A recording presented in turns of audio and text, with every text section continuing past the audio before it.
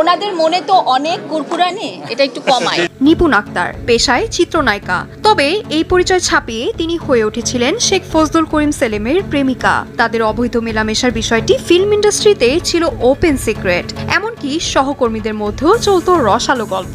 তবে মাথার উপর শেখ পরিবারের সদস্য সেলিমের সিলেট ওসমানী আন্তর্জাতিক বিমানবন্দরে ইমিগ্রেশন পুলিশের হাতে আটক হওয়ার পর জিজ্ঞাসাবাদ শেষে ছেড়ে দেওয়া হয়েছে চিত্রনায়িকা নিপুণকে।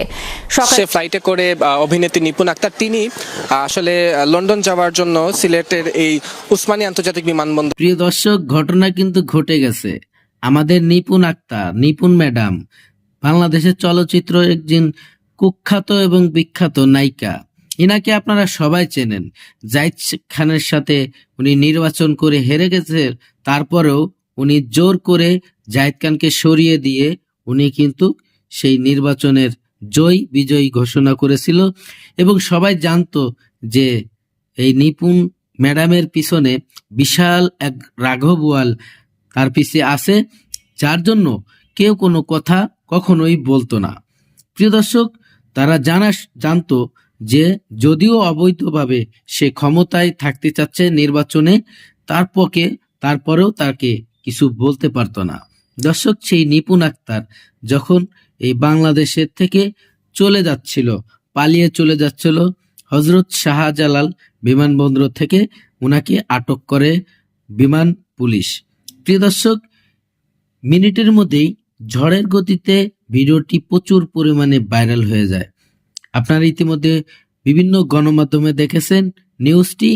প্রিয় দর্শক, এই নিপুণ আক্তার বিগত দিনে এমন কি অপকর্ম করেছে সম্পূর্ণ ভিডিওটি দেখলে আপনারা বুঝতে পারবেন। দর্শক শ্রোতা, শেখ সেলিমের একজন সহধর্মিণী ছিল, বলা চলে একজন রাতের আধারের নারী। প্রিয় দর্শক, এই রাতের খাবার শেখ সেলিমের, উনি একাধিকভাবে এই শেখ সেলিমের সাথে দৈহিক মিলামেশা বিভিন্ন গণমাধ্যমে আপনারা এই প্রকাশিত ভিডিওটি দেখেছেন। আজকের এই ভিডিওতে আপনারা অনেক তথ্য জানতে পারবেন।